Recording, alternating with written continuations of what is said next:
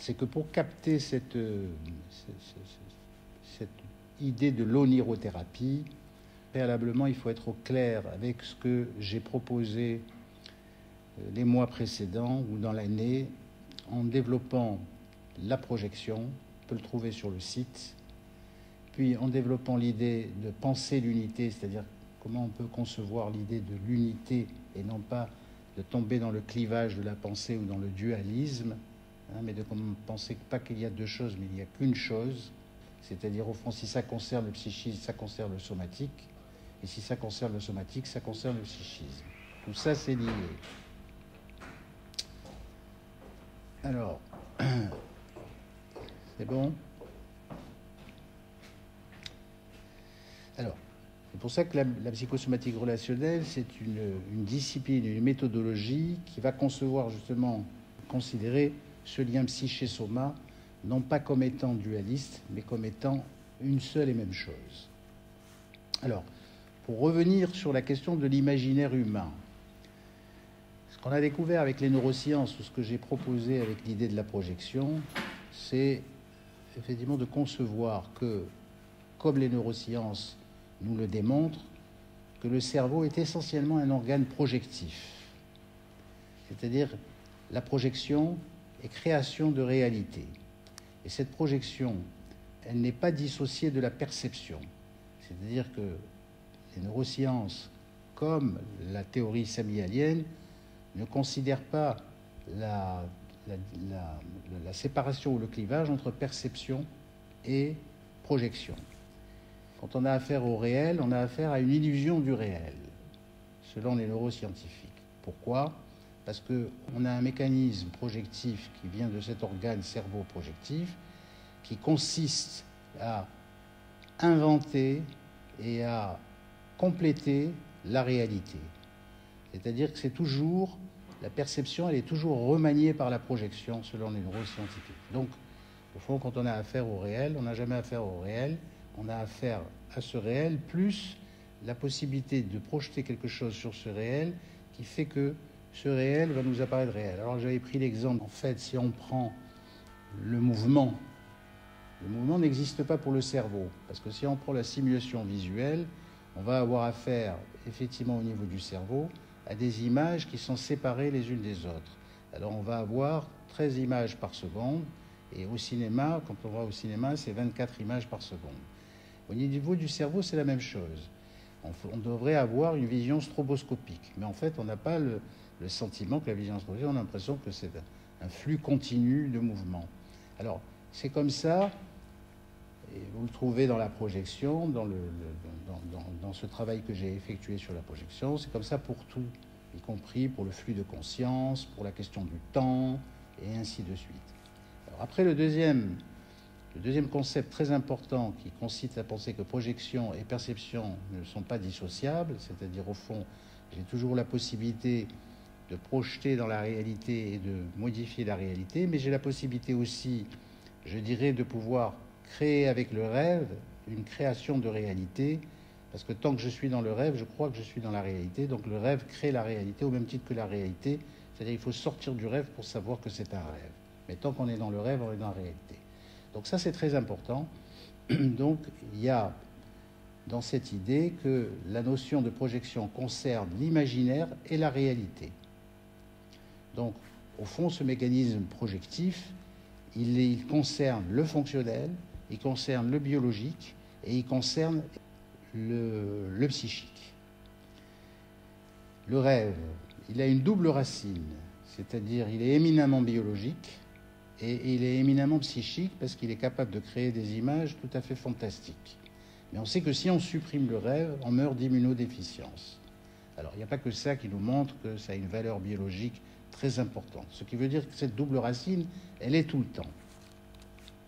Alors, là aussi, on avait abordé dans les précédentes parties, la première partie, cette notion donc de conscience de la réalité et de cette conscience de rêve.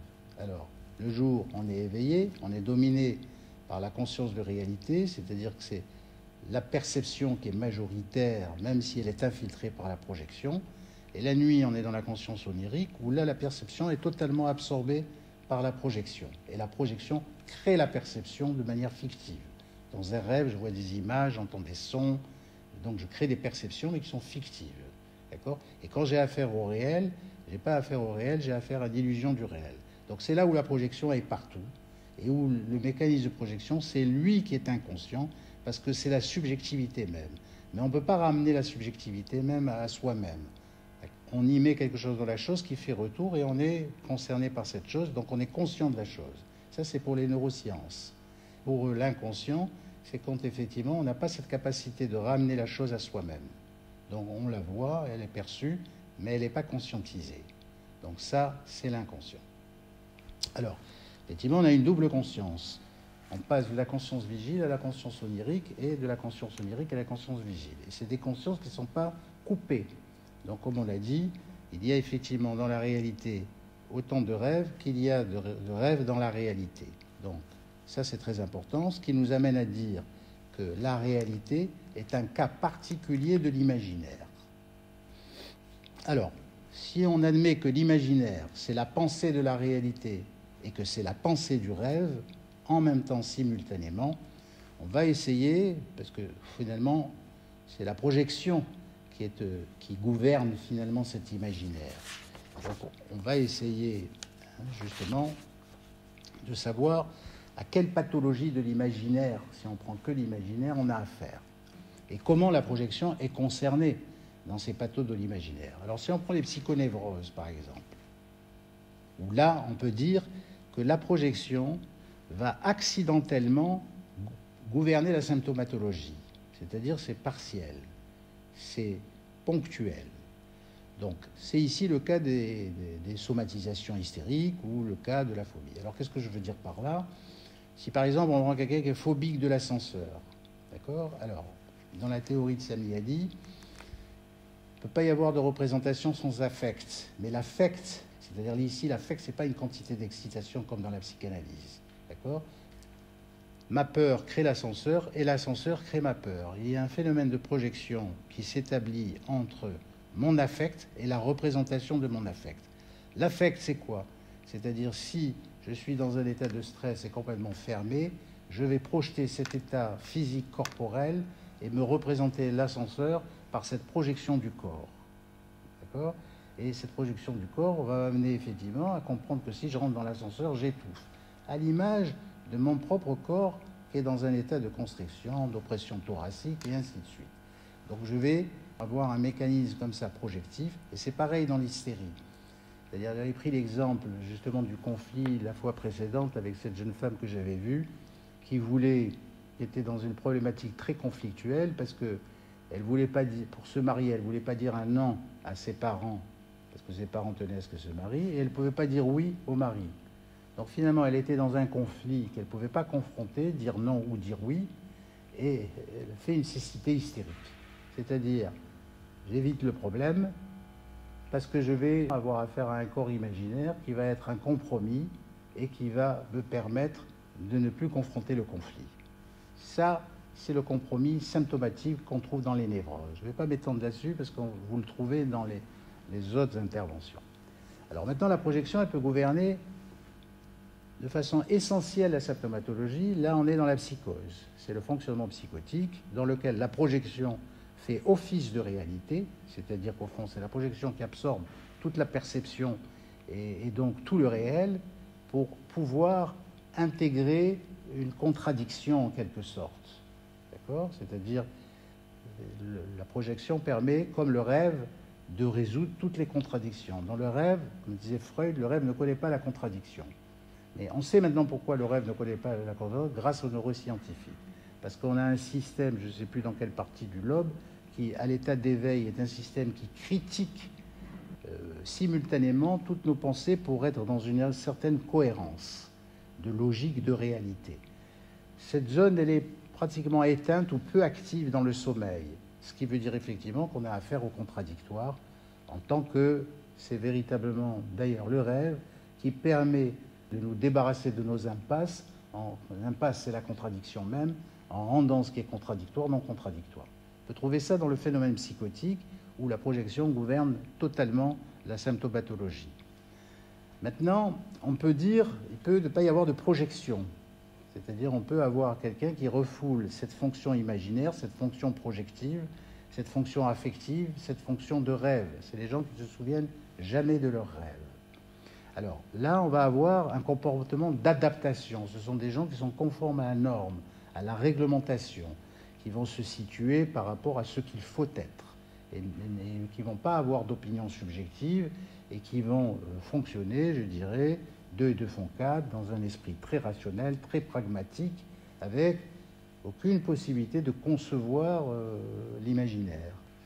C'est un stylo, c'est rien d'autre qu'un stylo, je ne vois pas à quoi vous pensez d'autre, etc. Mais évidemment, si on donne ça à un enfant, on peut faire une voiture, etc. Donc, on voit qu'on peut, avec l'imaginaire, faire d'un objet un autre objet. Mais celui qui est adapté, qui est dans un comportement adaptatif, il est dans un monde de réalité qui est assez banal, dans la mesure où il n'y a rien ni en excès, ni en défaut. C'est la personne qui dit « je suis normal ». D'accord ? Alors, c'est ceux-là qui sont à risque du point de vue, effectivement, comme on le disait, mais ce n'est pas la pensée opératoire. Ça ne suffit pas d'avoir la pensée opératoire. Il faut que ces patients tombent dans une situation d'impasse où là, n'ayant pas la possibilité de transformer l'impasse par l'intermédiaire de l'imaginaire, finalement, entraîne le corps dans la même difficulté relationnelle et crée la même problématique relationnelle, mais au niveau de l'organe, donc c'est la maladie. Alors c'est très important. Alors ça veut dire que dans cette discipline de la psychosomatique relationnelle, de la méthodologie, il n'y a pas de destin psychopathologique ou même voire de génétique, dépression, psychose, névrose, c'est tributaire du relationnel.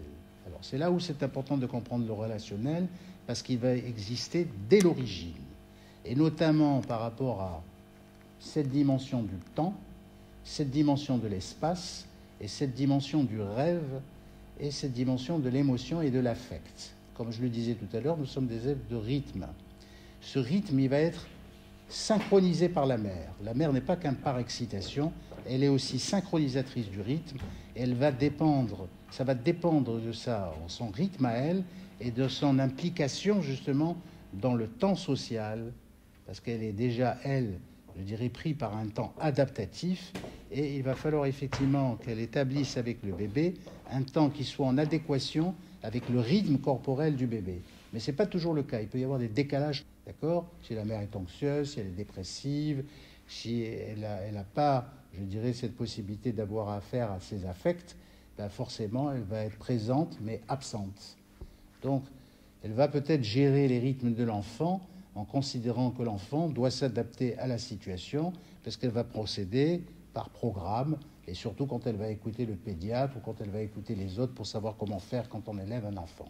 Donc elle peut imposer un rythme, je dirais, qui est en totalement contradiction avec le rythme corporel, et qui va empêcher l'enfant justement de pouvoir, lui, récupérer ce rythme d'équilibre par rapport à cette espèce de conscience vigile, de conscience onirique, parce qu'on sait qu'effectivement le bébé, au début, il dort 22 heures sur 24, et que son sommeil est essentiellement un sommeil de rêve pendant près de 8-9 mois. C'est après que ça va devenir 20% de rêve dans le sommeil pour la vie adulte. Mais pendant ce temps-là, il a 80% de sommeil de rêve. Et pourquoi ? Parce qu'on sait que le rêve participe biologiquement à constituer ou à finaliser ou à terminer les fonctions qui étaient en voie de constitution avant la naissance, puisque le bébé humain, lui, il n'est pas tout fait quand il arrive, il lui faut un certain temps pour se terminer. Et donc cette particularité est propre à l'activité cérébrale qui est destinée au rêve essentiellement pendant toute cette première partie d'enfance, participe effectivement à la constitution, et ça s'est même fait déjà fœtalement, etc. Alors, ce qui veut dire que la relation, ici, elle prend toute son importance, et que la pathologie va être tributaire de la relation dans laquelle la projection est inhérente à la relation humaine, et donc à l'autre, et pour 4 dimensions essentielles. La constitution du temps à partir du rythme corporel, la constitution de l'espace à partir de la latéralisation, et celle de l'émotion à partir de l'affect, et celle du rêve à partir du réel. Donc ça, c'est toute la dimension imaginaire, et c'est toute la création d'un espace imaginaire, d'un temps imaginaire, d'une réalité imaginaire qu'on appelle le rêve, et d'un affect, parce que l'affect, c'est une question de langage affectif, Et quand on est dans le langage affectif, le mot devient la chose et la chose devient le mot. C'est ce qu'on a vécu déjà, je dirais, à un stade très précoce, où quand on ne sait pas qui est qui, et que la mère c'est l'enfant et l'enfant c'est la mère, c'est pas encore défusionné, ou c'est encore pris dans cette indistinction, donc forcément le mot est la chose et la chose est le mot. Ça veut dire que dans le langage affectif, si je dis à mon bébé « mon petit chou », ça n'a rien à voir avec le symbolique, ça n'a rien à voir avec le littéral. C'est un mot qui véhicule l'émotion, mais qui véhicule une croyance chez la mère et chez l'enfant, considérant que ce mot se partage autour de ce lien d'amour ou ce lien affectif. Donc le mot peut véhiculer l'affect. Donc vous êtes obligé effectivement de faire que le mot devienne la chose et la chose devienne le mot. À ce moment-là, c'est ça le langage, je dirais, affectif. On n'est pas que tributaire d'un langage affectif, on a accès après par la suite au langage symbolique, mais ça c'est quand l'autre se détache de l'autre ou quand le mot effectivement se détache de la chose et qu'il y a une relation entre le mot et la chose. L'idée de cette psychosomatique relationnelle, c'est aussi, comme je l'avais dit, tout ça c'est des reprises de la fois précédente. C'est une unité de base qui consiste à penser qu'il y a le fonctionnement psychique et donc la situation relationnelle. Alors, quelles sont ces situations relationnelles? Maintenant qu'on a vu les pathologies de l'imaginaire, quelles sont les situations relationnelles, justement, qui peuvent être concernées par les somatisations fonctionnelles, lésionnelles ou imaginaires? Alors, il existe deux types de situations relationnelles. Ça, c'est très important. Et ça va dépendre, là aussi, de quelqu'un qui est muni de la fonction imaginaire ou qui n'est pas muni de la fonction imaginaire. Mais en ce qui concerne la première situation relationnelle, c'est la situation de conflit. C'est-à-dire, c'est la situation qui prend la forme de l'alternative simple, A ou B. Je quitte ou je quitte pas, par exemple. Alors, si je quitte, voilà, il va se passer ceci, il va se passer cela. Si je quitte pas, alors si je quitte, j'ai ma liberté, mais j'ai plus ma sécurité. Si je quitte pas, j'ai ma sécurité, mais je suis emprisonné. Alors, je quitte, je ne peux pas choisir parce que je vais confronter des choses qui vont être éminemment conflictuelles pour moi. Je quitte pas, je vais confronter des choses pour moi. Donc, je vais devoir trouver un compromis. C'est ce qu'on disait tout à l'heure à propos des psychonévroses. Il est possible de trouver un compromis. Mais s'il n'est pas possible de trouver un compromis, ça veut dire que ce conflit entre A et B va finir par épuiser le sujet s'il ne choisit ni A ni B et s'il ne trouve pas de compromis, et ça va devenir A égale B et B égale A, c'est-à-dire qu'il n'y a aucune solution. Là, on se retrouve dans une situation d'impasse. Alors, la situation où la relation se trouve face à un conflit insoluble, sans recours possible à la fonction imaginaire, où après avoir épuisé cette fonction, il devient impossible de penser le conflit autrement, voire de le penser tout court. Pas d'issue, l'alternative se ferme sur elle-même, ni A ni B, ni non A ni non B. C'est une impasse contradictoire. Alors, c'est la logique d'une pensée qui se heurte à l'impensable. C'est l'impasse débouchant sur l'épuisement de la projection, à force de tourner en rond pour inévitablement aboutir biologiquement à la maladie organique. L'impasse peut être ici corrélée à la somatisation réelle. Donc, dans toute maladie, il faut toujours chercher une relation d'impasse. Elle existe tout le temps, il suffit de la trouver, mais elle est déjà verbalisée par le sujet, vous allez voir avec les cas que je vais vous présenter tout à l'heure. Alors, il peut aussi être possible de contourner l'impasse par une pensée. Alors là, on va modifier la structure de la pensée, une pensée qui va avoir une vocation paradoxale, donc plus proche de la psychose et donc de la maladie mentale. Sortir d'une impasse relationnelle en pensant l'impensable comme une pensée réelle. C'est-à-dire, on va aller encore plus loin, on va finir par rendre le contradictoire non contradictoire à l'identique du rêve. D'accord ? Alors, on va inclure et exclure la contribution comme, si on prend la paranoïa, si on voit Poutine, comment il fait, voilà, toutes les contradictions, il les ramène à quelque chose de non contradictoire, mais à condition de considérer que l'autre, c'est lui-même, et lui-même, c'est l'autre. Donc, il n'y a pas de différence entre ce qui est dehors et ce qui est dedans. Ce qui veut dire effectivement qu'il va projeter ce qui est dedans, qu'il va projeter ce qui est dedans, et comme si ce qui était dehors était dedans, et dedans était dehors. C'est le principe de la paranoïa. C'est une manière, effectivement, de s'arranger avec la contradiction. Il n'y a pas que cette psychose, mais je ne vais pas m'étendre. Il existe d'autres moyens de résoudre la contradiction, comme la phase maniaque, qui propose, elle, que le tout, le tout ou rien, c'est ça la manie, c'est tout ou rien. Alors, soit on fait un tout avec tout ce qui existe, ça c'est la manie, soit on fait un rien avec ce qui existe, ça c'est la dépression. Et il existe également une autre forme d'impasse, qui est celle du cercle vicieux, parce qu'il y a plusieurs formes d'impasse. Il y a le cercle vicieux, il y a la contradiction, il y a la répétition du même. Bref, tout ça, vous le trouvez dans la précédente intervention.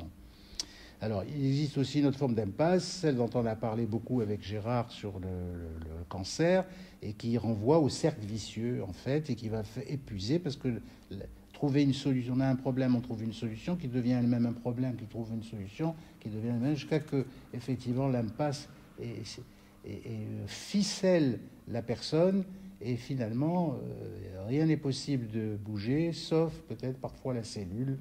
J'entendais ce matin Kayat, il disait un truc comme ça, il disait ce que tu disais par rapport à la folie de la cellule. Et il a écrit un livre qu'il a appelé Anna, en appelant la cellule tumorale Anna.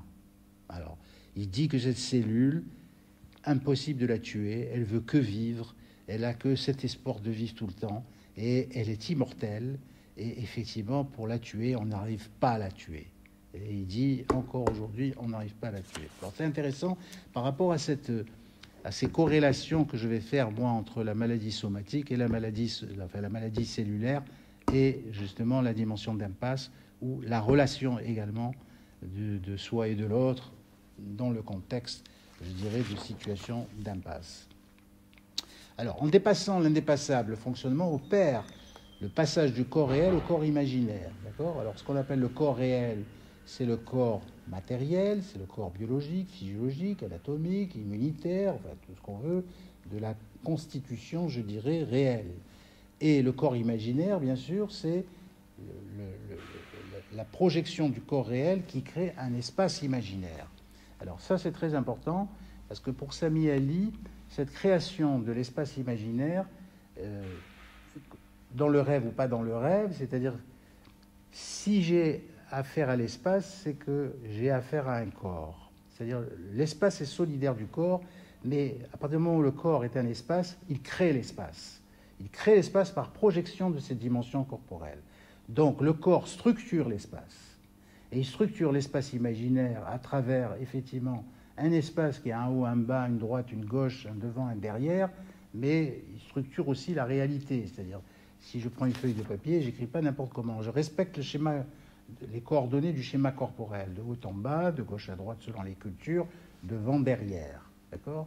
C'est pareil, si je sais que je suis dans la pièce, c'est que j'ai intégré un dedans, un dehors du corps, et c'est par projection de ces limites corporelles que je suis capable de dire que je suis dans la pièce et pas en dehors de la pièce. Mais pour ça, je suis obligé d'intégrer d'abord cette expérience corporelle qui me fait comprendre le dedans et le dehors grâce au corps, et quand j'accède à un corps qui a un espace à 3 dimensions. Alors, je ne veux pas me perdre. Donc, ce qui est important pour nous, c'est que la maladie organique, ici, elle se trouve mise en rapport avec l'impasse non dépassable. Non pas qu'on tombe malade à cause de l'impasse, parce que ça, ce serait revenir encore au schéma de la causalité linéaire, comme si le psychique pouvait influencer le somatique, mais en considérant que tout est dans l'impasse à un niveau relationnel. C'est là où la relation est importante, parce qu'elle concerne aussi bien la relation biologique que la relation intersubjective. À un niveau, la même difficulté d'entre un lien semble se projeter simultanément au niveau relationnel et biologique, selon des modalités relationnelles que caractérisent la causalité circulaire au sein de l'unité. Voilà, on arrive à la fin de cette histoire de l'imaginaire. Ça veut dire que dans la psychosomatique relationnelle, il y a 2 formes de causalité par rapport à la somatisation. Il y a la causalité linéaire, cause-conséquence, c'est-à-dire psychique-somatique ou somatique-psychique, mais qui est une causalité linéaire, d'accord, et que la psychopathologie rend compte effectivement des somatisations par rapport à cette causalité linéaire, mais la psychosomatique relationnelle, elle rajoute en plus de cette causalité linéaire qui concerne la psychonévrose, qui concerne les conflits psychiques qui vont s'exprimer par l'intermédiaire d'une somatisation. Mais pour la somatisation réelle, là, on ne peut plus appliquer ce modèle. On est obligé de considérer que si ça concerne le psychique, ça concerne le somatique. Donc on va établir une causalité circulaire. D'accord ? C'est-à-dire, je peux faire une crise d'asthme parce que je respire du pollen, mais je peux faire une crise d'asthme parce que je me dispute avec ma mère. c'est pas le pollen ou moi qui suis important, c'est pas ma mère ou moi qui suis important, c'est la relation qui existe entre moi et le pollen, et c'est la relation qui existe entre moi et ma mère. Et c'est la même relation qui débouche sur la même situation d'impasse. D'accord ? Alors c'est en ce sens où psychique et somatique sont toujours résumés, mais sont toujours engagés ensemble.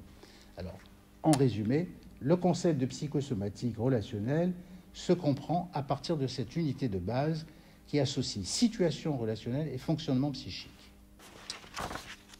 On va aborder maintenant l'onirothérapie. Ça va ? Ça va ? C'est très dense, hein, mais voilà. Mais si on écoute, à force d'écouter, on finit par capter. Alors, ce qui doit nous orienter, c'est que face à la maladie somatique, la somatisation réelle est corrélée à une impasse relationnelle. La clinique à laquelle on assiste est celle d'un enfermement aux prises avec la maladie ou la dépression. Mais derrière ce tableau clinique se fonde toujours l'impasse. Dès le premier entretien, alors là, on va parler de l'onirothérapie, qui est une thérapie qui est un peu nouvelle, hein, qui n'existe pas fondamentalement. Enfin, c'est quelque chose qui découle des travaux du CIPS et de cette dimension propre à la psychosomatique relationnelle, et qui fait que c'est à force, je dirais, de considérer l'imaginaire et le rêve, que effectivement le rêve est apparu comme élément à la fois diagnostique et thérapeutique. Donc dès les premiers entretiens, il est important de situer le fonctionnement psychique face à la situation d'impasse. Le fonctionnement psychique, comme je l'ai dit tout à l'heure, il est investigué et exploré pour déterminer la relation avec l'espace, la relation avec le temps, la relation avec le rêve, la relation avec l'affect. Par exemple, la relation avec l'espace, c'est le principe de la latéralisation. Alors, la latéralisation, c'est la possibilité de pouvoir distinguer la droite et la gauche et de constituer un espace qui est lié, je dirais, à ce corps qui structure l'espace. Évidemment, un gaucher, il n'organise pas l'espace comme un droitier, donc son espace ne va pas être déterminé de la même manière. Mais cette latéralisation, elle peut ne pas se faire, surtout quand l'enfant est pris en miroir, c'est-à-dire dans une relation de dépendance. Donc, la difficulté de savoir la droite et la gauche, ça montre déjà une difficulté d'autonomie parce qu'au fond, c'est un enfant qui reste très dépendant et qui fonctionne en miroir. Ça veut dire que si la mère lève la main gauche ou la main droite, l'enfant en miroir va lever, je dirais, la même main, donc l'inverse. Donc il va fonctionner en miroir, ce qui veut dire qu'il ne va jamais savoir, au fond, qui est qui dans la relation avec l'autre, et il ne va pas le savoir non plus sur son propre corps. Donc il va avoir déjà des difficultés. On va avoir des cas comme ça dans les cas que je vais raconter par rapport au rêve. Alors par exemple, il y a parfois dans la vie des situations qui se chargent de constituer une impasse très précocement et qui va être dès l'origine un fonctionnement psychique qui va s'adapter dès le départ. Par exemple, ne pas avoir de temps, ne pas avoir d'espace, ne pas avoir de place. La vie peut avoir la forme d'une impasse comme ça. On vit et on ne vit pas, on n'a jamais le temps, etc. Alors, il y avait un patient victime de burn-out qui me racontait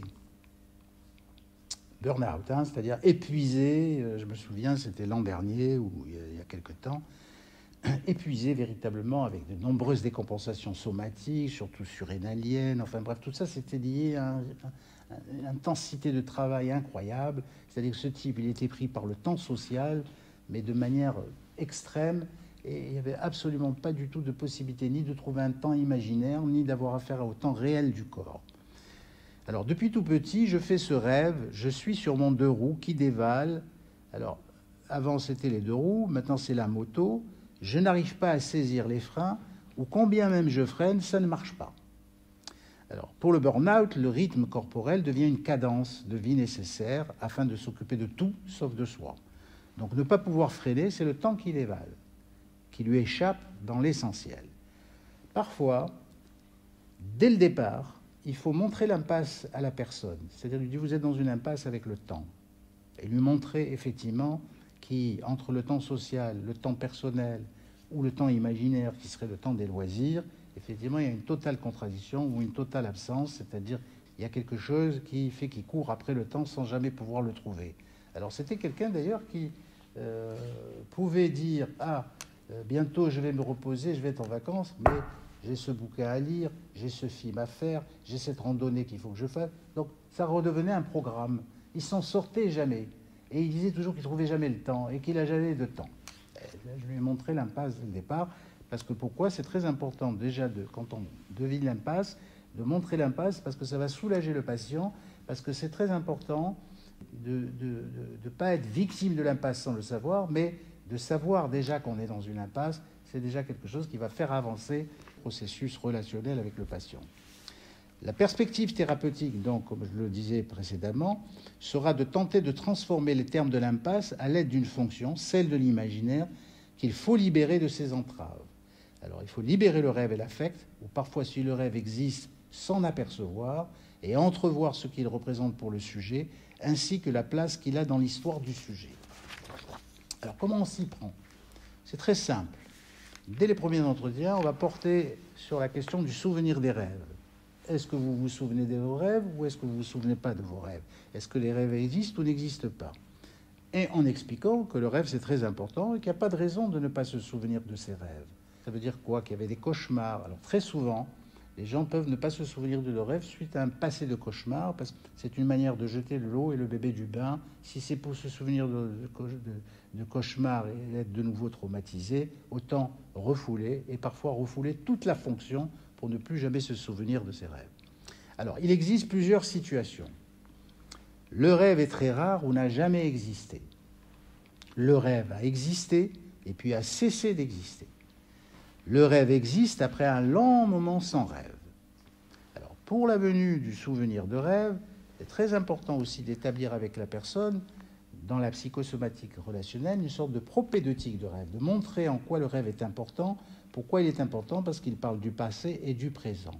Et il faut initier la personne à la vie onirique. C'est un travail, je ne vais pas m'étendre là-dessus, mais c'est un travail qu'il faut faire dans la psychosomatique. Et il faut même permettre à la personne de comprendre la stratégie de la psychosomatique relationnelle. Donc, vous voyez, c'est une thérapie éminemment relationnelle. Il s'agit donc, au départ, d'instaurer des liens très simples et évidents entre les événements présents ou passés pour suivre la relation du sujet en lui et autour de lui et de faire des liens entre le rêve et la réalité par ce biais. Ce travail de lien qui va s'effectuer à l'aide de la relation avec le thérapeute va créer ainsi un autre fonctionnement quant à l'utilisation de la conscience lorsque le thérapeute fait une place pour la relation avec le rêve et propose des liens entre rêve et réalité. Et donc, il faut que les rêves trouvent leur place dans le fonctionnement psychique et dans la relation.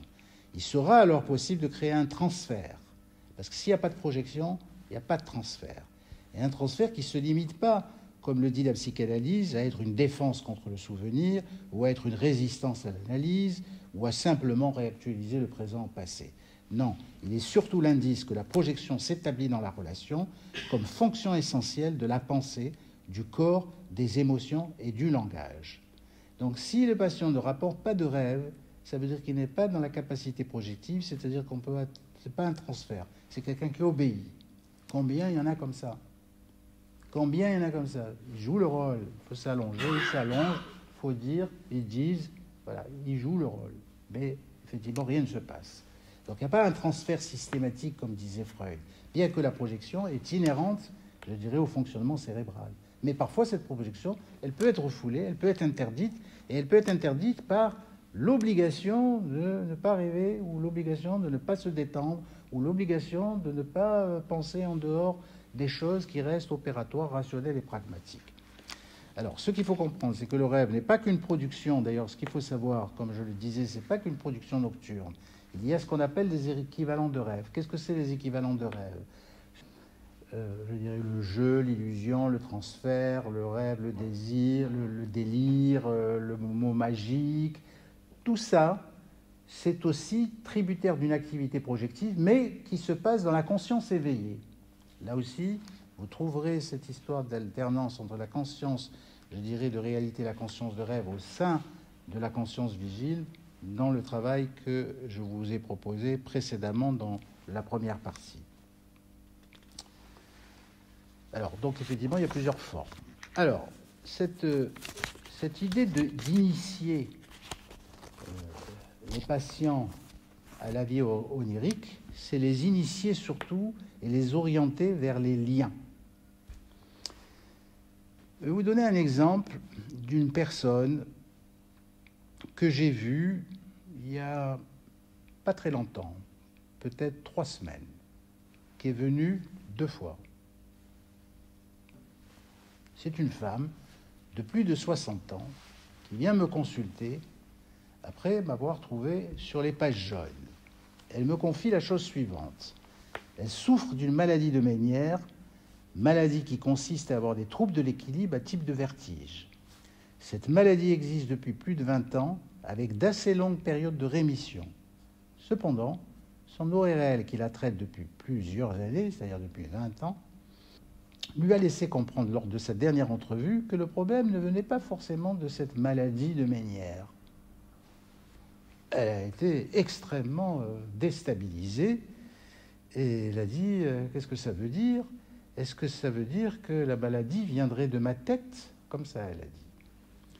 Donc, elle a décidé de consulter un psychiatre pour qu'un traitement antidépresseur lui soit prescrit parce qu'elle s'est renseignée sur Internet et qu'elle a compris que c'était ça qu'il lui fallait peut-être pour voir si c'est sa tête qui n'allait pas bien. Alors moi, je lui ai expliqué que ce n'est pas ma spécificité de prescrire comme ça d'emblée des antidépresseurs, même si je concevais sa demande. Et finalement, pour faire court, là, je vais vous entraîner vers mon investigation relationnelle, et notamment à propos des rêves. Alors je lui pose, vous souvenez-vous de vos rêves? Jamais. Comment ça, jamais? Jamais. Vous ne savez pas ce que c'est un rêve? Presque je ne sais pas ce que c'est un rêve. Mais vous n'avez jamais fait de rêve, même petite, même enfant? Je n'ai pas de souvenir de rêve, ce qui est extrêmement rare. Hein.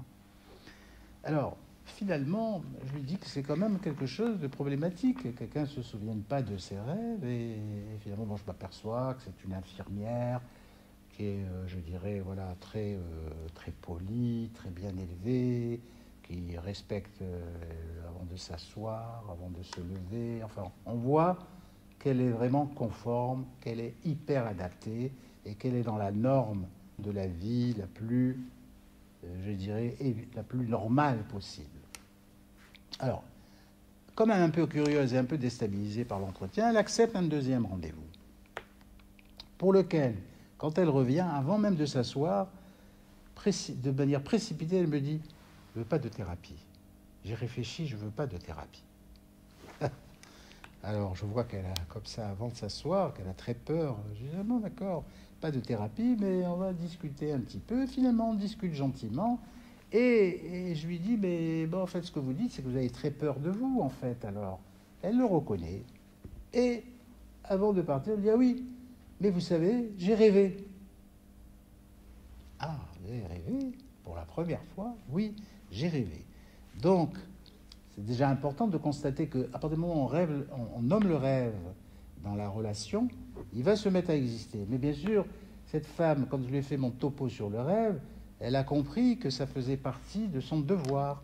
Donc elle a rapporté le rêve parce qu'elle est obéissante et parce qu'elle a satisfait son surmoi pour pouvoir effectivement être convenable à l'entretien suivant. Alors voilà le rêve. C'était un monsieur face à moi qui ne me voulait ni du bien ni du mal, une personne neutre.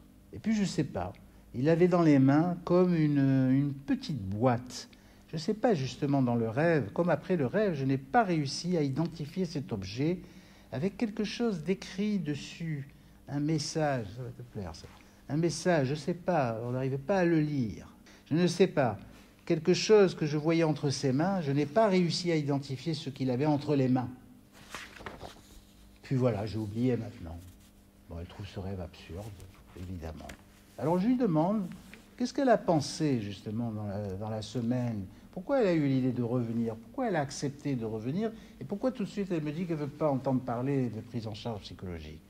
Alors elle me dit, alors je vous résume, hein, elle dit, c'est la difficulté de ne pas savoir entre les mains de quoi et non pas de qui je m'en remettrai. Pardon, docteur, de vous dire ça. Mais je vous dis la vérité. Alors ici, effectivement, le lien il est facile avec la situation relationnelle thérapeutique. Et il permet de faire un lien supplémentaire avec le symptôme, parce que si elle se trouve dans le rêve, comme dans la réalité, à ne plus être seule en mesure de contrôler, rien ne va plus. Cet objet dans la reconnaissance est impossible, innommable et illisible, donc incontrôlable pour son esprit adaptatif. Cet objet est sans doute elle-même, ou une partie d'elle-même, ou sa tête, puisqu'elle a dit, depuis que l'ORL lui a dit ça, elle interroge, serait-ce ma tête? L'insistance à chercher à reconnaître le moindre signe concernant cet objet, qui débouche sur une impuissance à se représenter cet objet, y compris dans le rêve, c'est-à-dire à créer une quelconque image reconnaissable. Il n'y a rien d'incarné en termes d'être humain ou d'image humaine. L'image reconnaissable venant forcément de soi-même, une boîte où sous la seule face visible existent des écrits, là aussi indéchiffrables.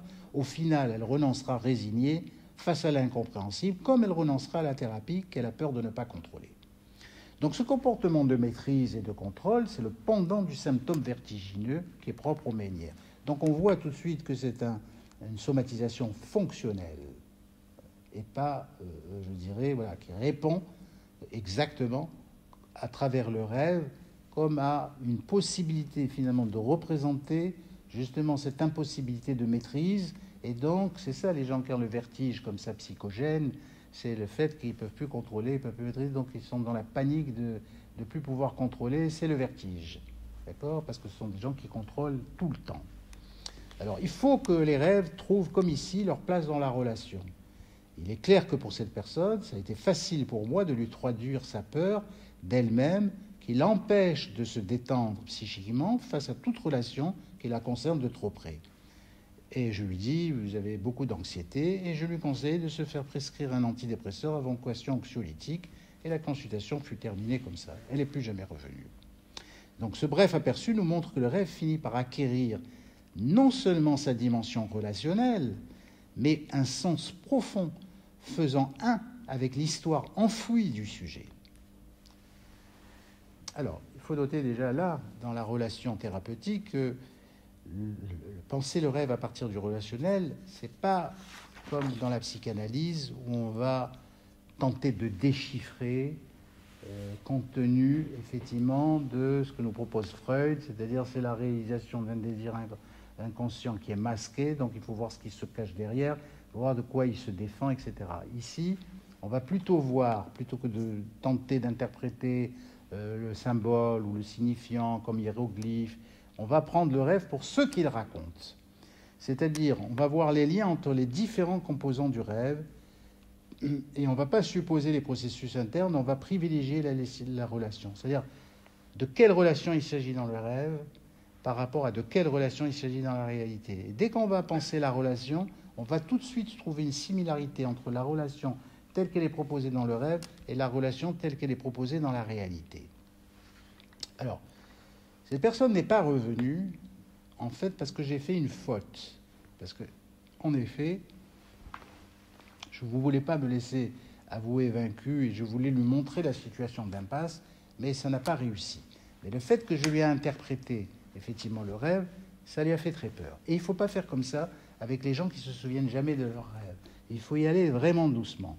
Et il est recommandé, je dirais surtout quand c'est une longue période où il y a le refoulement et qu'enfin on a le retour du refoulé, il ne faut pas déranger cette mise en place progressive du souvenir de rêve, parce que c'est comme ça que la personne va pouvoir comme ça être rassurée sans le heurter, je dirais, et lui faire peur avec des interprétations, parce que là le surmoi il va reprendre dessus, il va bloquer les rêves. Donc le thérapeute doit laisser la personne trouver des liens qui la renvoient à elle-même ou à sa réalité pour permettre au rêve de s'installer dans la relation thérapeutique. On sait que lorsque le lien il est rompu entre la mémoire et le rêve, il est également rompu avec l'activité projective. C'est-à-dire si je n'ai pas de souvenir de rêve, c'est comme si je n'ai pas d'activité projective, c'est-à-dire ceux qui ne se souviennent pas de leur rêve comme cette femme n'ont pas d'émotion non plus, c'est-à-dire n'ont pas d'affect, c'est-à-dire ils vont pas être engagés en termes de manifester ou d'exprimer leurs affects. Ils vont garder ça pour eux. Alors, souvent, l'oubli des rêves survient après un deuil, une perte. Et la perte est chez ces gens-là qui n'ont pas d'émotion, elle est surtout, je dirais, assumer avec la raison. On fera tout ce qu'il faut, c'est-à-dire on va aller à l'enterrement, on va se souvenir même de l'anniversaire, mais tout cela avec une totale absence de charge émotionnelle qui fait en principe exister l'événement pour pouvoir vivre le deuil. Ici, on refoule l'affect et pas la représentation. Parce que vous savez que Freud avait dit on refoule la représentation, mais pas l'affect. Or, ici, effectivement, dans cette psychosomatique relationnelle, on peut considérer que l'affect, qui est une activité projective, peut être refoulé. On peut ne pas se souvenir de ses rêves, donc on peut ne pas avoir non plus d'activité projective, d'émotion. Alors, c'est souvent le cas quand il y a la perte, quand il y a la dépression, quand il y a la rupture, quand il y a la cassure, y compris physique, dans les chocs traumatiques corporels, dans les psychotraumatismes, ça va toujours entraîner une neutralisation de l'affect et de la représentation, avec comme effet aucun souvenir de rêve. Alors on parle beaucoup maintenant de ces femmes qui sont agressées, on commence à dire l'amnésie, la sidération. C'est le fait que dans ces espèces de chocs comme ça, de confrontation, il y a une impossibilité de penser parce qu'il y a une impossibilité de projeter. Et donc s'il y a une impossibilité de projeter, il y a une impossibilité aussi d'avoir affaire au corps lui-même, à part le corps discipliné qui obéit, il n'y a pas d'autre corps.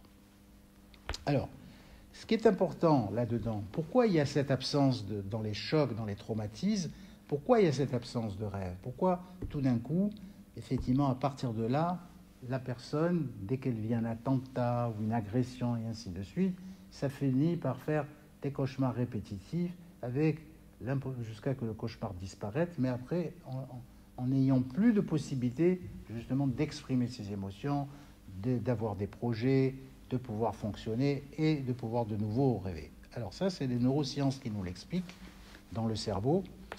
Il existe un processus de transmission neuronale qu'on dit descendant, qui est consacré aux images de l'imaginaire issues des réseaux les plus abstraits de nos perceptions internes et de nos émotions pour devenir, après traitement, visuel ou sensoriel. Ça devient une image ou ça devient un son. Par exemple, si on prend la simulation rétinienne, à partir de là, on va fabriquer des images au niveau de l'occipital, mais ces images vont faire retour pour fabriquer des perceptions fictives. C'est-à-dire, alors on peut le voir absolu dans le rêve quand on est privé des stimulations extérieures, et on peut le voir à la fois dans le rêve et dans la réalité, puisque la projection œuvre dans les deux sens. Mais la découverte a permis de découvrir que ce système descendant, c'est-à-dire celui qui fait retour, qui ramène les images et qui les reprojette, est en panne dans les états post-traumatiques. On a affaire à une image d'effroi à ce moment-là qui est fixe, répétitive, et il y a un flux de conscience là aussi qui est sidéré. Donc la projection ne peut plus créer d'image, c'est le trou noir, ou moins extrême, l'image la plus effrayante. C'est le cauchemar qui va effectivement se répéter toutes les nuits, et la vie va devenir un cauchemar à force de cauchemar. D'où, dans les syndromes post-traumatiques, l'importance du débriefing. Mais à quoi il sert ce débriefing? Il sert à faire répéter inlassablement la situation traumatique pour que le récit finisse par, je dirais comme le bouche à oreille, se modifier à force d'être raconté. Et c'est une manière de modifier la trame du cauchemar parce qu'au fur et à mesure, on va rajouter quelque chose, et justement c'est là l'intérêt d'utiliser l'imaginaire pour trouver avec l'imaginaire des solutions à cette situation d'impasse ou cette situation d'effroi. Et c'est comme ça qu'on arrive, ce qui est urgent dans les syndromes post-traumatiques, c'est de transformer le cauchemar en rêve. Et si jamais c'est pas possible de faire ça, alors il y a de fortes chances que l'effroi va être refoulé et qui va entraîner avec lui toute la fonction imaginaire émotionnelle, neurovégétative. Mais cette fonction, peut-être elle ne va plus avoir de représentation ou d'image pour être représentée, mais elle va faire son chemin sourdement sur le plan biologique, puisqu'on sait que l'émotion, c'est à la fois psychique et physique. Ça ne peut pas être dissocié. D'accord? Si j'ai peur, j'ai le cœur qui bat. Voilà, c'est obligatoire. Donc, on ne peut pas dissocier l'émotion, ou en tout cas l'affect effectivement de la réaction physiologique et corporelle. Et donc, c'est ça qui va faire son chemin, et c'est comme ça qu'on peut entendre alors, comment vous avez maintenant cette sclérose en plaques? J'ai perdu mon mari il y a 4 ans. Ah bon, alors vous avez perdu le mari, et comment ça s'est passé? Et on voit le refoulement à l'épreuve de cette impossibilité, effectivement, de manifester quoi que ce soit au niveau de la perte, et que la personne va retenir et refouler. Mais pour refouler, il va falloir qu'elle développe un caractère qui va devoir supplanter ce refoulement et qui va s'inscrire encore plus, soit dans l'hyperactivité, soit dans la norme obsédante. Alors, je vais vous raconter justement un exemple comme ça d'une femme qui après le suicide très violent de son mari, à partir de là, effectivement, les rêves ont disparu. Donc moi, je la vois peut-être 2 ans après le suicide. Alors, suicide, je me rappelle, c'était son mari, c'était dans le garage, pendu par la gorge à un crochet de boucher. Donc, elle a vu une scène horrible, d'accord ? À partir de là, ça a été un traumatisme. Alors, elle me raconte, après un long moment sans rêve, pas de rêve jusque-là, depuis ce choc, plus de rêve. Enfin, elle fait un rêve. Je suis dans une sorte de garage. C'est la pièce où la scène du suicide a eu lieu. J'entends au loin 3 enfants m'appeler, me demandant que je vienne. C'était important. Ils étaient sur un pont en bois, en face du garage, fait de lattes de bois. Les enfants paniqués me demandaient de venir voir une partie au milieu du pont qui s'était cassé, créant un trou au milieu. Au début, je dis que je suis occupé aux enfants, mais ils insistent. Je suis inquiète pour les enfants. Il doit se passer quelque chose de très grave. Je sors du garage, rejoins les enfants, et quand je suis devant la cassure, je vois un trou noir avec une eau trouble, sale, pas claire. Et je me dis, comment je peux réparer tout cela? Tout est abîmé, mais comment j'ai fait pour comme si elle était quelque part coupable de ça ou responsable de ça. Alors, le rêve apparaît pour la première fois après un laps de temps thérapeutique très long. Alors, vous allez écouter le rêve, parce que ce rêve, il parle également du rêve lui-même. Très important ça. C'est-à-dire que la fonction parle de la fonction qui est de retour. C'est-à-dire la projection est de retour. Le trou dans le plancher du rêve est ici la représentation en image de l'image traumatique sidérante, celle de l'effroi.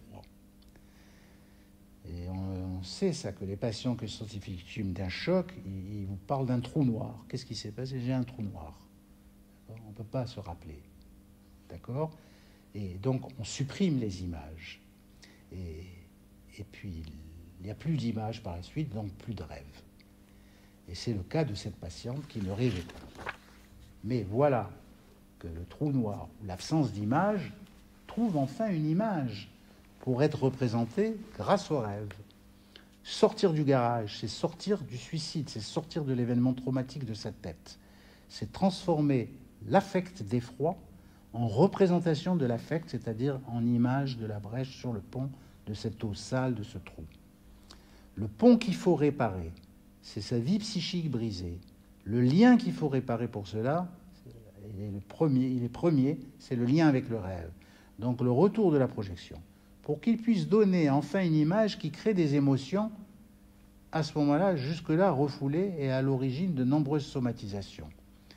Le lien représenté par le pont, déjà, lui-même, est aussi une des fonctions vitales et essentielles du rêve, celle de parler du présent et du passé, puisqu'elle va faire allusion finalement à la question des enfants. Et cette femme est très maternelle, elle était très fusionnelle avec ses enfants, et justement, elle avait perdu le goût, toute cette espèce de choc, etc. Elle était toujours très coupable de ne pas pouvoir être disponible, de ne pas pouvoir être attentionnée, et ainsi de suite. Mais là, on voit effectivement que cet appel des enfants et cette inquiétude la ramènent vers ses affects aussi maternels. Alors, c'est aussi là la réparation du lien, autour d'une relation avec le rêve, puis avec elle-même, et avec sa nature effectivement relationnelle d'essence maternelle, c'est-à-dire ses affects. Sortir du garage, c'est renaître en même temps que le rêve renaît. Et là, c'est très intéressant de s'apercevoir de ça, peut-être les gens de la psychosomatique relationnelle, c'est important de s'apercevoir qu'avec le rêve, la forme et le contenu sont identiques. C'est-à-dire le rêve parle du rêve et en même temps, il a une fonction de rêve. Mais il parle de lui-même et de sa propre fonction. Alors, un autre rêve chez elle qui va montrer justement le suivant, parce qu'elle va tout de suite, hop, rapporter un autre rêve immédiatement après. Je me rappelle, je l'ai rêvé, oui, aussi encore. Alors, qui va bien montrer chez cette patiente que le choc ou le trauma a évacué toute possibilité de représentation affective ou toute image incarnant elle-même en tant que sujet. Alors, elle rêve d'une image géométrique.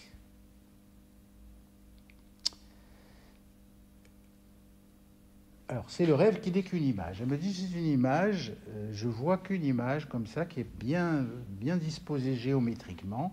Et ça représente quoi? Ça représente des tranches d'oignons coupées, mais d'une autre façon que la sienne. Alors que dans le rêve, elle sait pertinemment que c'est elle qui a coupé ces oignons. Et pourtant, c'est forcément une autre, car elle n'a jamais coupé les oignons comme cela. Alors ici, lui-même, le rêve s'annonce comme étrange et familier. Je est un autre, et c'est tout le temps dans le rêve. Le rêve a cette particularité, c'est qu'il fait de toute chose autre chose. Alors, je est un autre. La question qu'on se demande toujours, est-ce que je suis celui qui est dans le rêve? Suis-je celui qui rêve? Ça, c'est une question aux aspects infinis, mais c'est très intéressant. Alors, c'est elle, mais ce qu'elle reconnaît, c'est une autre à travers la géométrie de la coupe. Alors déjà, la forme est abstraite. Et le contenu, il n'est pas reconnaissable parce qu'elle ne coupe pas les oignons comme ça. D'accord? Donc, cette image, cette chose-là est censée incarner le sujet, sans pouvoir l'incarner, justement.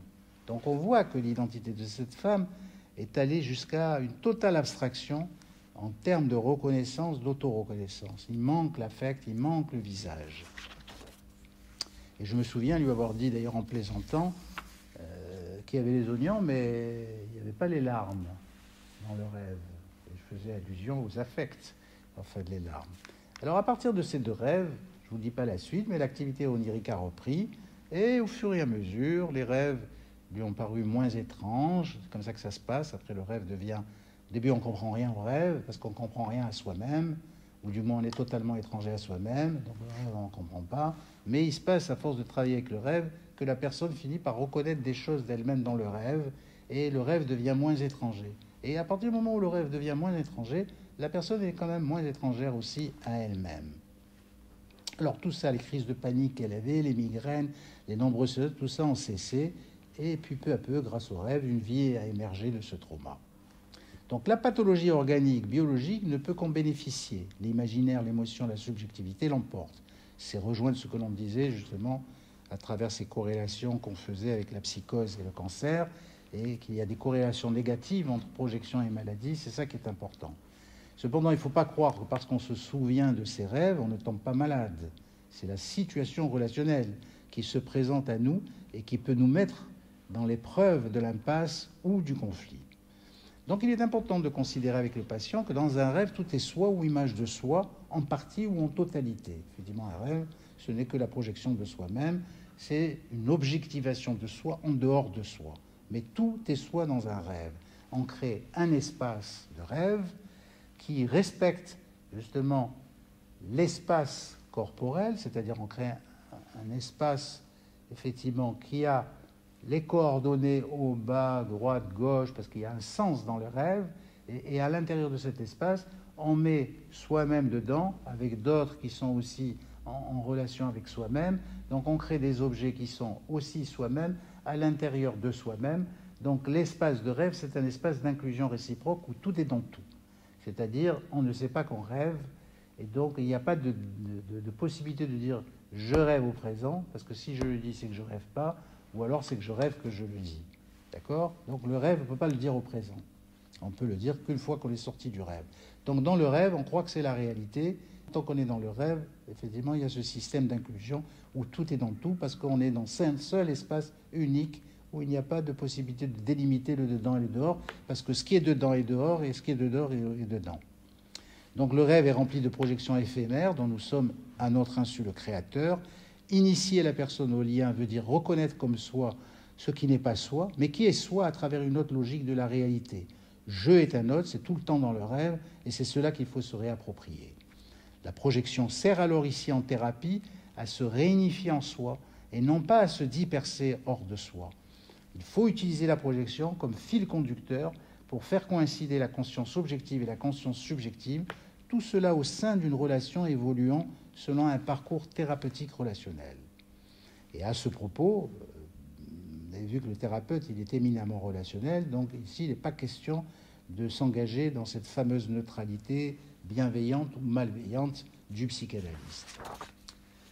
Alors, là, maintenant, on va parler vraiment d'un certain nombre de rêves, et je dirais, j'ai 2 patients comme ça qui sont intéressants, parce que une fois que la relation transférentielle est installée au sein d'une relation globale, il y a quelques constantes de rêve qui méritent d'être soulignées. Alors, Sami Ali, il dit que les premiers rêves qu'on rapporte au thérapeute sont des rêves programmes, qui disent le problème et indirectement la solution. Mais que d'emblée, le rêve, la personne amène le problème. C'est formidable, mais c'est exactement ça. Depuis le temps que je pratique ça, c'est chaque fois la même chose. Dès le premier rêve, ou le deuxième, ou le troisième, les premiers rêves, on a affaire véritablement au problème. Alors, un jeune patient atteint d'une pathologie auto-immune, la spondyloarthrite ankylosante, vient me consulter. Ce qui a motivé sa demande, c'est avant tout de savoir si, en dernier recours d'information pour son diagnostic et ses recherches personnelles, parce qu'il était très informé sur sa maladie, qui regardait tout ce qui existe, qui était vraiment préoccupé par comment ça se passe, quel est le phénomène, et ainsi de suite. Et il vient me voir pour me dire que ce qu'il veut savoir, c'est s'il existe un lien entre le décès de sa mère qui est survenu en milieu d'année et ses douleurs devenues intolérables et insupportables. Est-ce qu'il y a un lien? Et c'est la question qu'il pose, et c'était aussi la mienne de question. Alors je lui demande de savoir s'il rêve, s'il est arrivé. Dès le deuxième entretien, ou je ne sais pas quand, je ne me souviens plus trop, il me dit, oui, j'ai fait un rêve. Alors voilà le rêve. Je mange des noix. La dernière d'entre elles est pleine de terre et de fourmis. Je me lève pour la rincer, et une fois à la cuisine, elle disparaît de ma main. Voilà le rêve. Alors évidemment, quelque chose qui disparaît, le deuil, c'est la perte, qui est ici représentée par perdre la noix. D'accord? Mais c'est représenté par, c'est ça qui est intéressant, c'est que c'est par la disparition, c'est-à-dire en fait de l'objet. C'est-à-dire que ici, la fonction qui est privilégiée du corps, c'est le visuel.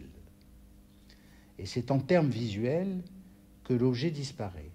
Donc, il y a, écoutez bien ça, une soustraction du visible dans un rêve qui, par définition, tout est visible en soi. Dans le rêve, tout est visible en soi. On peut voir même soi-même dans le rêve dire ceci et cela. Mais le rêve, effectivement, ce sont des images et tout est visible. Mais voilà qu'il utilise le visible du rêve pour dire que c'est invisible. Donc là, il y a un vrai paradoxe qui consiste à dire que, effectivement, le visible est invisible et l'invisible est visible. D'accord? Alors vous allez voir où ça arrive, parce que ce qu'il faut comprendre dans la pathologie auto-immune, qui est une cousine de l'allergie, c'est que c'est une maladie d'abord. Toutes les pathologies auto-immunes, c'est des maladies éminemment relationnelles. Et la contradiction constitutive de ces pathologies, de l'être, c'est comment être sans l'autre qui est soi-même. Et cette forme originelle de relation est tout autant immunitaire et biologique que intersubjective. C'est-à-dire, en fait, le système immunitaire, il a un problème dans la pathologie auto-immune, c'est qu'il n'y a pas besoin d'éléments étrangers comme dans l'allergie, il n'y a pas d'allergène, mais il y a un phénomène qui va se passer à un moment donné de la vie où un anticorps ne se reconnaît plus lui-même. Et il va effectivement faire un processus inflammatoire qui va appeler les complexes auto-immuns, que le Covid d'ailleurs s'est créé. Et c'est ces complexes auto-immuns qui vont créer ces processus inflammatoires. Mais ces complexes auto-immuns, ils viennent d'un phénomène qui fait que l'anticorps ne se reconnaît pas lui-même. Donc il a un problème de reconnaissance. Mais on s'est aperçu que ces personnes qui avaient effectivement cette façon de relationner biologiquement, relationnaient de la même manière, de manière intersubjective. Ce sont des gens qui ont besoin d'un autre, ce sont des gens qui ont besoin d'avoir affaire à quelqu'un pour avoir affaire à eux et qui sont extrêmement dépendants justement de ce type de relation qu'ils idéalisent la plupart du temps, dans lequel ils s'identifient réciproquement et pour lequel il y a une projection qui s'établit. Et tant que l'autre et soi c'est pareil, il n'y a pas de problème. Mais si à un moment l'autre et soi n'est pas pareil, là ça va poser un problème. Alors là, la relation, elle est toujours tenue par cette histoire de comment je peux être sans l'autre et comment je peux être, je dirais, moi avec l'autre. Parce que si je suis avec l'autre, je deviens l'autre, et si je suis sans l'autre, je ne suis plus. D'accord ? C'est ça l'impasse de la pathologie auto-immune en général, ou des problèmes qui sont liés à l'immunité. Les problèmes qui sont liés à l'immunité, c'est parce que les impasses sont différentes. Le cancer, c'est l'immunité aussi, mais ce n'est pas le même type d'impasse. D'accord ? Là, c'est vraiment une impasse qui est de type contradictoire. Alors, ça permet de comprendre l'unité, ça veut dire que si mon système immunitaire fonctionne comme moi, de manière relationnelle, comme moi je fonctionne dans la relation, ça veut dire qu'on ne dissocie pas le corps de l'esprit et que la dimension relationnelle engage les deux dans le même procédé ou dans le même mode relationnel. Donc elle permet de comprendre l'unité, mais surtout qu'il existe un fonctionnement en miroir dans la pathologie auto-immune, celle propre à l'immunité autour d'une non-reconnaissance biologique, c'est ce que je viens de dire, auto-immune, et celle sur le plan relationnel où les liens sont souvent sans distance. C'est la projection de soi sur l'autre. Alors, c'était le cas pour ce patient qui avait un lien quasi fusionnel avec sa mère, sans pouvoir en être informé, parce que c'était un type qui était très opératoire, qui ne manifestait pas ses émotions et qui avait en plus cette maladie qui montrait qu'il ne manifestait pas ses émotions et qu'il était tombé dans ce complexe. Alors, il n'utilise que le visuel pour cela.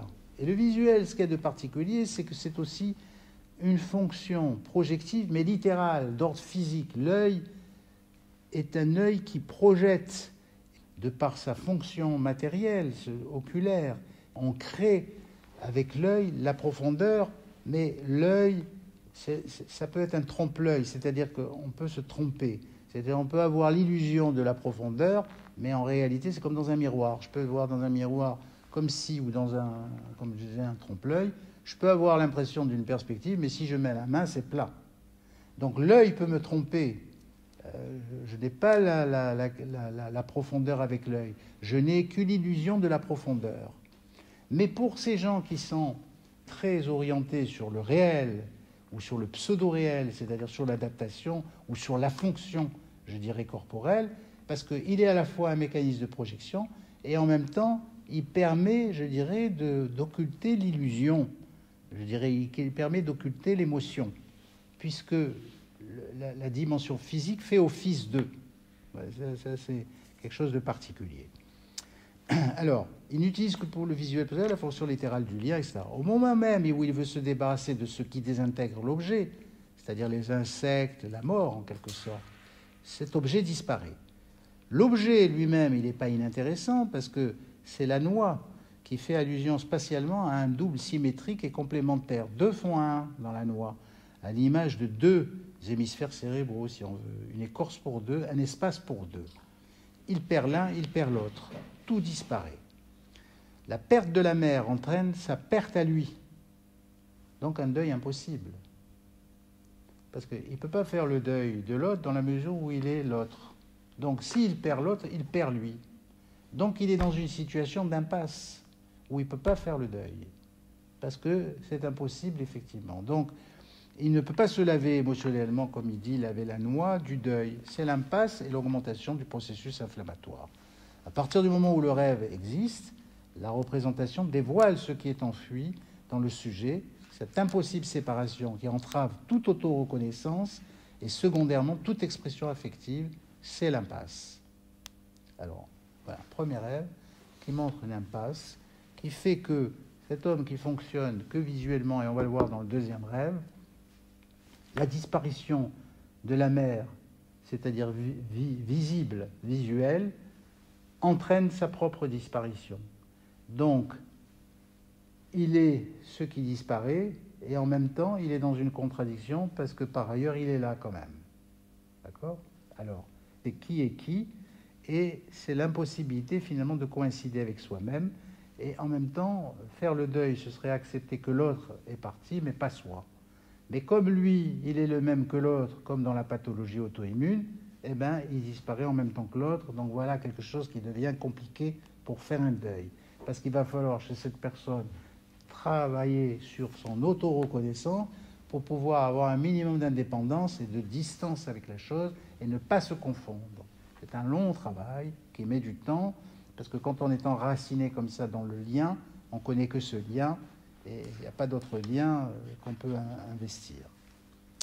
Alors, je vous raconte un autre rêve chez ce patient qui montre que c'est vraiment du visuel et que l'identification marche par le visuel. Il dit « Je me prépare dans la salle de bain.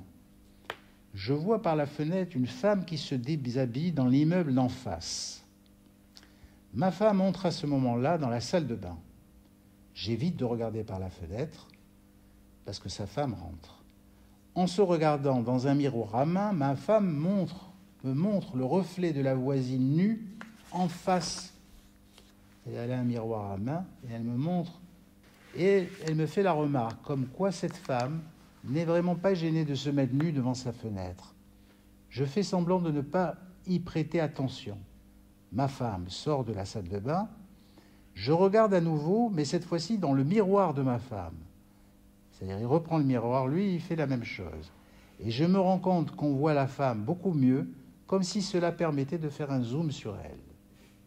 Alors, la femme, quand elle regarde le miroir, elle donne le dos à la femme. Quand elle regarde le miroir, elle regarde le miroir. Et lui, quand elle s'en va, il peut regarder la femme parce qu'il réutilise le miroir. Et quand il réutilise le miroir de la femme, c'est-à-dire donc c'est avec les yeux de la femme, de sa femme, et pourtant c'est une identification en miroir à une femme, effectivement, qui va arriver à ces fins pour éviter l'interdit sur Moïse, sans doute, ou la contradiction qui fait que lui, il est un homme et c'est une femme. Et donc, il va tourner le dos à cela pour pouvoir utiliser, en se mettant à la place de la femme, qui est une femme, la possibilité de revenir à sa femme, mais alors de manière plus indistincte, parce qu'elle va se rapprocher.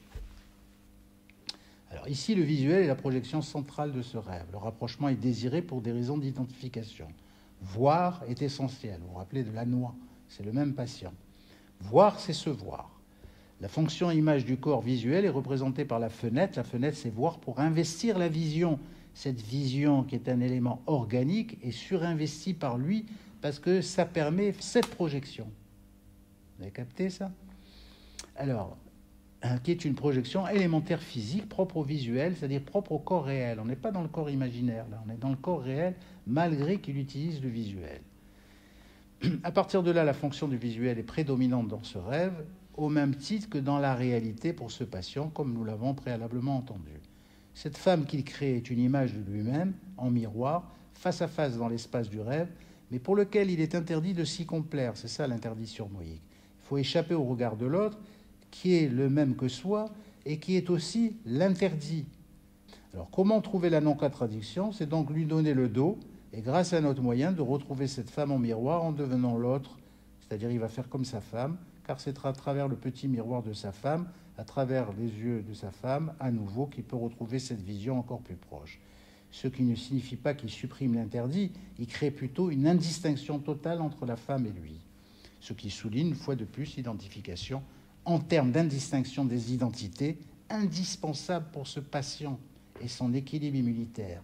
Parce qu'en fait, pour ne pas qu'il fasse des crises ou des décompensations inflammatoires, il faut qu'il retrouve éventuellement dans la projection sur le thérapeute, de nouveau une image auquel il va s'identifier pour pouvoir retrouver un double et enfin se voir à travers l'autre.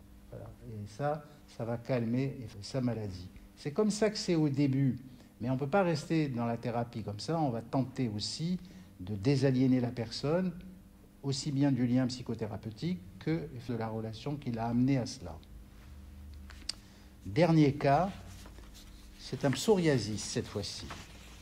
Alors, c'est pas inintéressant là aussi, en termes de référence à la question de l'auto-reconnaissance, de l'auto-reconnaissance, parce que dans le psoriasis, c'est pareil, c'est une pathologie auto-immune, et le fonctionnement relationnel est pris dans ce même type de situation d'impasse où la confusion des identités, soit l'autre, ne peut plus se maintenir grâce à la projection, et c'est pour ça que le psoriasis va surgir.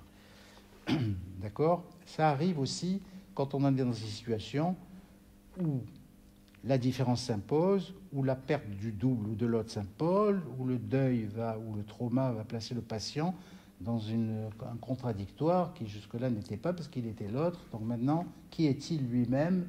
Et ça va être effectivement être et ne pas être en même temps, ce qui va être là aussi une impasse existentielle, une impasse propre à son identité. Cette contradiction propre à l'identité se déroule donc toujours sur les deux plans, immunitaire et psychique. Alors, c'est une femme de 58 ans.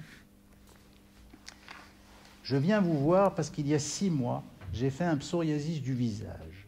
J'ai été très secoué intérieurement après m'être renseigné autour de moi. J'en arrive à vous. J'ai essayé plusieurs choses et plusieurs thérapies. Je n'ai pas de dermatologue, c'est mon médecin généraliste qui me soigne de façon naturelle et homéopathique. Alors dans ses antécédents, on trouve une périarthrite de l'épaule, de l'eczéma quand même dans l'enfance, modéré surtout entre les sourcils, une peau quand même qu'elle dit hypersensible, et à 20 ans elle a fait une thérapie mais qui n'a pas duré, c'était suite à un mal-être, donc une passion amoureuse dit-elle, qui avait créé une sorte de dépressivité dont elle s'est remise par la suite. Et elle dit à partir de là, je ne demande pas d'aide depuis toujours, alors que je suis très sociable. Je fais bonne figure. Et elle se met à rire parce qu'elle pense à son visage, à son psoriasis du visage. Je vis seule et je mets beaucoup de distance avec les autres. Je me confie difficilement. C'est pas tout à fait vrai. Je peux être aussi très fusionnel. Le tout ou rien en vrai. Je suis hypersensible mais je ne le montre pas. Et quelques mois avant le psau, elle dit il y a 2 événements qui se passent avant le psau. Une amie qui se suicide, mais surtout, et ça c'est très important parce que à mon avis c'est ça qui l'a fait décompenser, elle entreprend une formation au sein d'un groupe, une sorte de travail sur soi afin de permettre la valorisation de soi. Et là, elle s'aperçoit qu'elle a du mal à se mettre en avant, qu'elle se trouve en grande partie inhibée, et cette formation va beaucoup la troubler. Effectivement, elle va prendre conscience de la différence dans ce rapport au groupe, et elle ne va pas pouvoir s'identifier aux autres, parce qu'elle va s'apercevoir qu'elle est bloquée, qu'elle est passive, qu'elle n'a pas du tout, je dirais, la possibilité de s'affirmer, de s'exprimer. Alors, c'est une femme qui se souvient de ses rêves. Elle dit qu'il y avait des cauchemars récurrents dans l'enfance, surtout des phobies du serpent. Et par ailleurs, je lui demande pour rapport au temps. Alors le temps, elle dit qu'elle est toujours très en avance, qu'elle s'est réveillée d'ailleurs à 3h du matin pour sa première séance, pour venir me voir à midi. Donc à 3h du matin, elle s'est réveillée. Bon, voilà en résumé les quelques éléments qu'on va avoir dès le premier entretien. Je vous donne les plus importants. Elle va revenir, le deuxième entretien, elle va rapporter ce qu'on appelle les rêves programmes. Mais avant ça, elle va préciser plusieurs choses du premier entretien lors du deuxième. Parce que je lui avais demandé aussi cette histoire de l'altérité. Elle m'a dit non, je ne comprends pas la droite et la gauche. C'est important cette confusion de droite et gauche parce que ça commence comme ça. Si je suis dans un rapport de dépendance ou assujetti dans le rapport à l'autre, je vais confondre soit l'autre, mais je vais confondre la droite et la gauche. Donc si je ne sais pas différencier la droite et la gauche, je ne sais pas différencier moi de l'autre. Et je ne sais pas non plus différencier ma tête du corps, et ainsi de suite.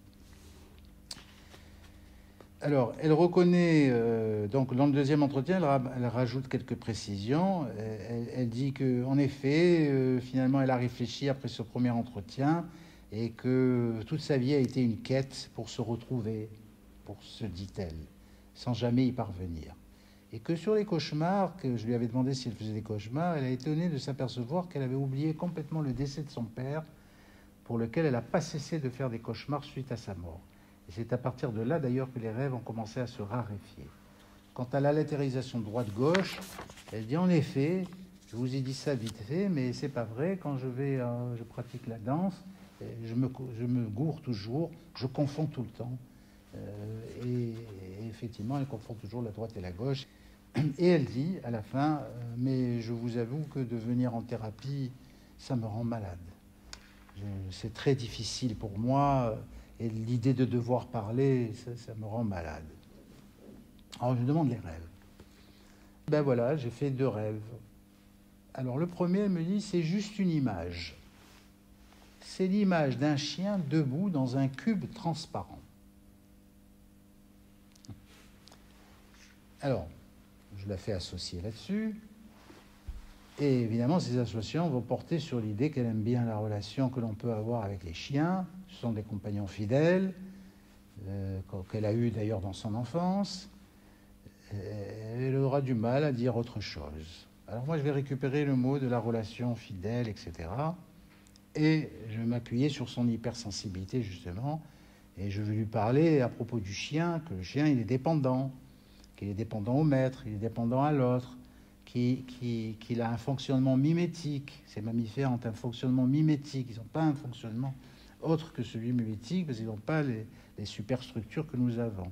Et donc, je fais allusion à son obéissance, et je fais allusion aussi à cette forme de relation sans parole, parce que le chien, il ne parle pas non plus. Donc, j'amène des tas d'éléments pour lui montrer, au fond, qu'elle se représente un peu à travers cette image du chien. Et je lui rajoute que, non seulement il y a cette image du chien qui peut éventuellement la représenter, sans le dire véritablement, mais en tout cas que du point de vue relationnel, ça coïncide avec ce qu'elle raconte de ses propres relations. Et je lui dis, mais ce chien, il se situe dans un espace où on est à la fois dedans et dehors. C'est-à-dire c'est un espace à la fois ouvert et fermé, puisque c'est un cube transparent. Donc on est avec et sans les autres. Et donc la transparence fait que le dedans et le dehors font un. Voilà encore une confusion en termes d'espace. Alors, le chien se trouve à la fois dedans et dehors, mais comme il est mimétique, le chien, effectivement, il investit que le monde extérieur. Et c'est le seul monde qui est investi. Et ce seul monde qui est investi, c'est le monde aussi intérieur, c'est-à-dire soi. Autrement dit, cette femme qui est très orientée, je dirais, par rapport à l'autre, ou qui, en tout cas, se trouve dans une sorte de côté secondaire, c'est-à-dire la priorité, c'est d'abord l'autre, et en fonction de l'autre, je suis ou je ne suis pas, mais c'est comme si j'ai besoin de repères grâce à un autre, parce que moi, je n'ai pas de repères si je confonds le dedans et le dehors, et en même temps, mon image, elle est une image qui me ramène à quelque chose de l'animal ou du dépendant ou d'une relation très limitée, en quelque sorte. Donc cette femme n'a pas d'espace propre, pas de place dans la vie, c'est ce qu'elle dit, ou du moins, celle-ci, elle est prise dans la confusion des espaces, et c'est là qu'on retrouve de nouveau, je dirais, la même carence de la confusion des espaces sur son propre corps, puisqu'elle ne sait pas non plus reconnaître la droite et la gauche. D'accord ? Alors, effectivement, le corps est un espace, c'est lui qui structure l'espace, et c'est lui qui utilise l'espace en appliquant les coordonnées du schéma corporel, parce que le corps, c'est un schéma de représentation qui permet effectivement de créer ces représentations par la projection de ces limites du corps. Encore une fois, si je sais que je suis dedans, c'est parce que j'ai compris que j'ai un dedans. Mais je peux le comprendre par un conditionnement. Je peux le comprendre par une obligation. Si je prends l'enfant, je dis ça c'est la gauche, ça c'est la gauche, ça c'est la gauche, et je demande le soir où est la gauche, il va me dire la gauche. Mais c'est un conditionnement qui vient de l'extérieur. C'est pas pareil que si moi je sais comment mon corps renseigne ma tête et ma tête renseigne ma corps, qui fait que j'ai une dextérité plus importante de ce côté, une force, etc., où je vais déduire que je suis droitier et gaucher. Alors, c'est un rêve, effectivement, qui est destiné à rendre compte de l'espace imaginaire créé par la projection du corps propre, lui-même conflue sur le plan de l'auto-reconnaissance et de l'autonomie, puisque le chien, il ne peut pas non plus se reconnaître, il ne peut pas être autonome. Difficulté que l'on retrouve chez elle, autant dans ses fonctions instrumentales relationnelles que biologiques auto-immunes, et que dans la relation à l'autre aussi, et dans la relation thérapeutique. Donc l'espace, c'est l'espace de l'autre. On repère tout de suite la position du patient et sa projection transférentielle, celle d'une passivité qui fait d'elle une suiveuse, telle la voix de son maître, et cela va être confirmé par le deuxième rêve. Alors, deuxième rêve, j'ai quelque chose à faire. Je travaille dans une maison à des tâches ménagères. Mais au lieu de faire ce que j'ai à faire, j'ai toujours autre chose à faire, donc je ne fais pas ce que je dois faire. Arrive le moment où je panique, là aussi pas de temps, si elle n'a pas d'espace, elle n'a pas de temps. Arrive le moment où je panique car je dois faire ce truc que je n'ai pas fait. Ah oui, après je sors de ma maison. Il y a des hommes qui font des travaux en hauteur sur le toit d'une maison à côté. Je leur dis que s'ils ont besoin de moi, je risque de ne pas les entendre parce que je dois passer l'aspirateur. Et il y en a un qui se fout de moi, mais je lui tiens tête et je rentre passer quand même l'aspirateur. Alors, évidemment, c'est faire le ménage sans cesse, sans trouver de temps pour soi. Le temps du travail supplante le temps pour soi. Et d'ailleurs, ce qui est important dans le pso, c'est qu'il existe une sorte d'accélération du turnover cellulaire. C'est ça qui fait qu'on empile des tas de cellules dans le pso, parce que ça va très vite au niveau, effectivement, du rythme circulaire, du rythme cellulaire circulaire, qui reproduit des cellules sans cesse. Là, une multiplication. Alors, faire revient à ne pas faire. Le temps signifie également l'absence de temps. Pour soi, quoi que l'on fasse, on est dépassé par le temps qui fuit et nous laisse en plan. Elle préfère être hors temps en sortant de la maison pour s'en remettre aux hommes qui réparent le toit, donc la tête. Le toit, c'est la tête parce que c'est le haut. Et donc ça, c'est le psychothérapeute, les hommes qui réparent le toit, en précisant qu'il ne faut pas compter sur elle. Alors voilà qui annonce une deuxième résistance à la psychothérapie et qui justifie son mal à venir. Ces deux rêves nous proposent une problématique du temps et de l'espace, non constituée par le sujet, inscrit dans une relation à l'autre qui sert de repère, de double, voire de miroir. C'est en principe ce qu'elle espère inconsciemment trouver au début de cette thérapie, afin de s'en remettre à un double pour négocier l'impasse à sa place. Alors, il reste effectivement à découvrir cette impasse d'origine et à l'amener, peut-être elle, à la transformer. Alors, en conclusion, la pratique de l'onirothérapie, ça passe par une propédeutique du rêve. Il faut éclairer le patient par une réflexion sur justement la stratégie d'ensemble de la psychosomatique régionale, c'est-à-dire lui parler d'espace, de temps, d'affect et de rêve. Et de savoir aussi ce qu'il en a été de la langue maternelle, de la langue affective. Très important ça, surtout dans les pathologies auto-immunes. On a remarqué que c'était aussi le refoulement, ou dans les cancers précoces, que c'est le refoulement de cette langue affective, de cette langue maternelle, qui va être, je dirais, très important et qui va faire que la langue affective ne va plus exister. Pour conclure, l'onirothérapie est une thérapie relationnelle qui conçoit le lien entre la pathologie organique et la relation d'impasse, qui conçoit la relation entre conscience vigile et conscience onirique, qui conçoit la relation entre affect et représentation, qui conçoit la relation entre les somatisations imaginaires, réversibles, fonctionnelles et les somatisations réelles, et qui conçoit enfin les relations entre réel, imaginaire et adaptation, et les liens entre l'immunité et la relation. Pour tout cela, dans le travail de l'onirothérapie, au fur et à mesure, va devenir une mémoire qui va, en s'unifiant, révéler comme ça la singularité du sujet. Et il s'agit de penser la totalité comme une unité qui est faite de cette diversité relationnelle. Et la thérapie va consister à constater ces modalités de relationnelles pour apprendre dans un premier temps à les reconnaître à travers des liens faciles qui vont finir par lui devenir familiers. Et il ne s'agit pas d'appliquer dans la thérapie ce que l'on constate, et de faire du comportementalisme, parce que les gens, ils s'aperçoivent effectivement, tiens, que, ah oui, ils confondent la droite et la gauche, enfin, des choses comme ça, mais il faut simplement laisser les choses. Il faut permettre au patient de regarder ce qui se passe sans intervenir, sans vouloir modifier quoi que ce soit, mais de laisser faire et de respecter ce qui est là. Il faut donc recevoir les choses dans un premier temps et les reconnaître dans un second, et c'est ça qui est important, c'est la réceptivité du patient qui est importante, y compris de celle du thérapeute. Et les transformations, à partir de là, vont se dérouler d'elles-mêmes. Le rêve travaille pour nous. Je le dis souvent aux patients, le rêve travaille pour vous. Et les patients s'aperçoivent que le rêve se modifie et aborde les questions qui étaient critiques plus ou moins avant. Donc tout le long de la cure, les rêves sont aux prises avec la problématique de l'impasse. Le rêve travaille sans cesse avec l'impasse.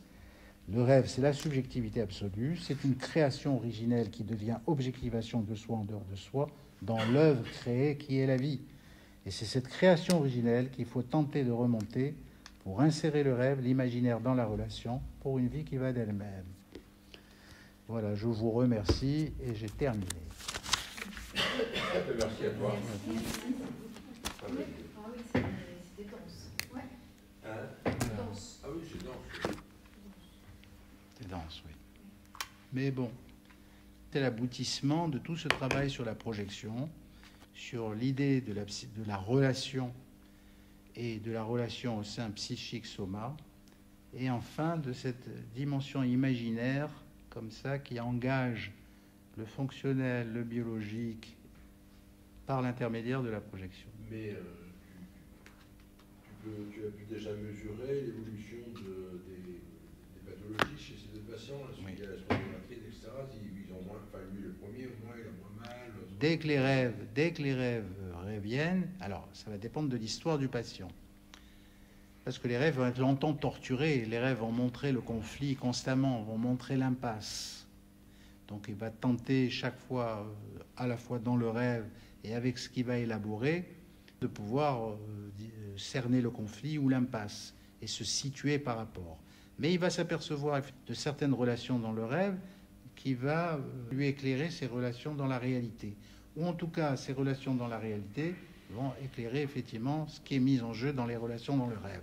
Mais le rêve, il faut le considérer comme une relation. Oui, mais le résultat thérapeutique, c'est quoi? Le résultat thérapeutique, ça veut dire qu'à partir du moment où c'est ce que tu as observé. Ouais. À partir du moment où tu es dans la projection, tu fonctionnes. Si tu fonctionnes, il n'y a pas de problème. Peu importe le fonctionnement, hein, que tu sois comme ça ou comme ça, l'essentiel c'est de fonctionner. Tu fonctionnes grâce à la projection. Tu arrêtes de fonctionner quand cette projection tombe en panne. Dans la dépression, il n'y a plus de projection. C'est-à-dire la personne a perdu toute subjectivité. Dans la névrose, tu as une projection qui crée un compromis. Et dans la psychose, c'est gouverné essentiellement par la projection.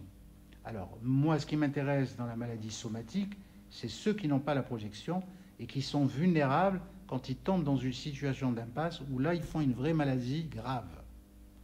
Quand je rétablis la projection, quand je réinstaure les rêves, quand je m'aperçois que le cauchemar, il a plombé la vie onirique de l'individu et qu'à partir de là, il n'a plus voulu se souvenir de ses rêves et qu'il n'a jamais réglé ses traumatismes intérieurs qu'il a vécus et qu'il les a laissés de côté et qu'il a développé un comportement pour pouvoir supplanter effectivement cette problématique intérieure, alors à ce moment-là, travailler sur l'assouplissement du caractère, c'est-à-dire sur les gens qui sont un peu rigides, sur les gens qui n'ont pas de subjectivité, ça permet effectivement, en ouvrant le rêve, de leur montrer une autre façon de faire par rapport à la réalité. Et c'est les solutions justement qu'apporte le rêve qui va permettre de penser l'impasse différemment et qui chaque fois va ajouter quelque chose à l'impasse ou va proposer d'autres possibilités, parfois complètement utopiques, mais qui va proposer d'autres possibilités. Et c'est ces possibilités qui vont dissoudre l'impasse. C'est pas qu'on n'élimine pas l'impasse, on la dissout, on la transforme. On passe de l'impasse au conflit. Et une fois qu'on rencontre le conflit, là on va comprendre qu'est-ce que c'est les peurs, qu'est-ce que c'est l'impossibilité d'eux, qu'est-ce qui fait qu'on ne peut pas être seul, qu'est-ce qui fait qu'on est obligé, et ainsi de suite. Et donc, quand ça va se passer comme ça, alors si tu prends par exemple une pathologie auto-immune, c'est d'avoir affaire aux semblables, aux mêmes. C'est-à-dire, en fait, la pathologie auto-immune, c'est de tenter de trouver une projection où on fait de l'autre soi-même. Mais évidemment, quand on va aller à un premier entretien, on a de faibles chances, face à l'étranger, de ramener l'étranger à soi-même. Quoique, il y a des personnes très familières qui, d'emblée, dès cela très familier, ils vont te rendre familier immédiatement parce qu'ils ont une activité projective évidente. Et donc, tu vas leur paraître quelqu'un comme s'ils t'ont rencontré la veille. Mais par contre, la plupart du temps, c'est l'appréhension d'avoir affaire à quelqu'un sur lequel on ne peut pas établir un miroir et se voir dans l'autre, et qui va faire que la personne va devoir avoir le besoin d'exister. C'est là qu'elle va dire « je ne peux pas parler, je ne sais pas, et qu'elle va attendre que tu lui poses des questions, et qu'elle va rester dans le silence. D'accord? Ou qu'elle va avoir très peu d'association d'idées. Pour ça, il faut aider ces patients, et il faut permettre d'ouvrir la relation à quelque chose qui les rassure pour que ta position d'étranger, toi, devienne petit à petit plus familier. Alors évidemment, quand je vois cette personne et le pso, la deuxième fois, le pso qui avait... Alors c'est évident parce que elle a du mal à venir me rencontrer et elle est obligée de venir me rencontrer, et quand elle me rencontre, elle n'est pas là dans une situation où elle a l'habitude de pouvoir comme ça se projeter et trouver un élément familier dans lequel elle peut se regarder ou se voir elle-même. Elle est là en se posant la question de qu'est-ce qu'elle est ou qu'est-ce qu'elle n'est pas et comment elle va faire face à l'étranger.